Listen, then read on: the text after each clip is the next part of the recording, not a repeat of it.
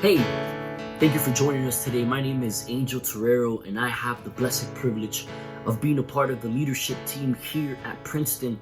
And what a blessing it is that you would join me today in order to be blessed and be encouraged as we're going through the realities of life and the week that God has placed within our path.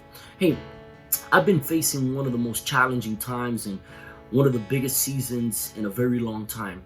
And I don't know about you, but there's moments when I've asked myself, God, where are you in the midst of my adversity, my suffering, and my difficulties, right? I think there's good seasons and bad seasons in life. And if we're honest, all of us always stop and at times ask ourselves, God, where are you in the midst of my challenges? And today I want to look at a passage where the disciples actually faced a situation where they kind of asked themselves the same thing, but yet Jesus was with them. He was just sleeping. Let's look at Matthew chapter 8, verses 23 to 27. And it says the following. Then Jesus, got into the boat and his disciples followed him. Suddenly a furious storm came up on the lake so that the waves swept over the boat, but Jesus was sleeping. The disciples went and woke him, saying, Lord, save us. We're going to drown. He replied, You of little faith, why are you so afraid? Then he got up and rebuked the winds and the waves, and it was completely calm. The men were amazed and asked, What kind of man is this? Even the winds and the waves obey him. Hey, let's take a moment to reflect on this passage and all that it means. And number one, I want you to think about this. Jesus chooses a path, and the disciples followed him as an act of obedience. See, the disciples' obedience led them to follow Jesus, and as they follow Jesus, they jump on this boat, which ultimately leads them to a storm. See, the disciples could have said, Jesus, there's another means of transportation that I would rather take instead of jumping on this boat. Or they could have said, hey, there's another route that I would like to take. Maybe I'll meet you on the other side. See, following Jesus will sometimes require humility on our end because he is the one who ultimately leads us. And as he leads us, we're faced with the opportunity of learning from him, growing, and in the process, leaning on his wisdom and his direction for our lives. So I'll ask you this. What do you think the biggest challenge is of allowing Jesus to lead your life? Man, as I think about that, sometimes I just want to do me. I want to be independent. I don't want to be led by nobody else. So requiring to follow Jesus means that I have to place my pride down and my own self-independence and allow him to be the one who leads me. Two, a storm comes up on the lake and the waves swept over the boat.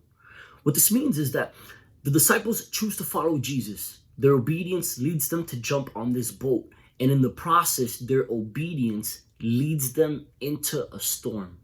Not their disobedience, but their obedience. See, following Jesus will at times place us in a context of adversity. The storms of our lives don't necessarily mean that God is displeased with us. On the contrary, there are moments where the storms of lives actually demonstrate that we are at the right place because God's will is being done in our lives. Point number three is that Jesus is sleeping. Isn't it so interesting that the Bible would tell us that Jesus is sleeping at this very moment? And there's a reason why it does that. One is because the Bible wants us to understand that Jesus was fully human. He had been working, he had been teaching, he needed a moment to rest. And so the disciples could relate, just like you and I can relate to this reality of having to sleep because we can relate to his humanity. But yet, Jesus was present in the storm with them, and yet he was sleeping. His power was not at work, or so it seems. Have you ever been in a situation where maybe you know that God is with you, but yet it feels like he's not doing anything about it? Like, hey, God, wake up. I'm struggling here and I'm going through a very difficult moment. What's going on? How come you're choosing to sleep at this very moment? And see, what happens is that as the disciples face this storm, they wake Jesus up screaming and they say, Jesus, save us. And Jesus wakes up and says, chill, you of little faith. See, the disciples had already seen Jesus at work. They had seen Jesus perform so many miracles in their lives and in the lives of those around them. And so for us, the adversity and the storms of the present actually create an opportunity for us to reflect on all that God has done in the past in order for us to muster the courage to face the situations that are before us. So essentially, the storms of life challenge our faith, and at the same time, they help our faith grow. And then lastly, Jesus calms the storm, and the disciples ask themselves, what kind of man is this that even the storm, the winds, the waves, nature itself obeys him? What I like about this passage is that it demonstrates Jesus' humanity because the disciples could relate to the reality of Jesus needing to sleep. But yet it also displays Jesus' divinity because it demonstrates his power to even rule over creation. So what's interesting for us, in order to really understand the message of the gospel, that Jesus, the Son of God, right? God the Son steps into this world. We have to understand all that God is in Jesus. Is that Jesus is fully man, but yet he is fully God. And so we can approach him and relate to him. He can relate to our struggles, but in the process, he also has the ability to completely change our circumstance and give us the strength to face whatever it is that is before us. So the disciples are amazed at the power of Jesus. And what's awesome about this is that the storms of lives give us the opportunity to lean on Christ and to see his power at work within us.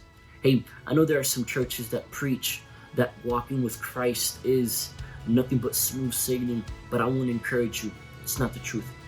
Walking with Christ will sometimes lead us to be in some of the most difficult storms of our lives. And because we are in that storm, doesn't necessarily mean that we're doing anything wrong, but it could actually mean that this is where God wants us to be, because he has a purpose for the storm that we are going through at that very moment.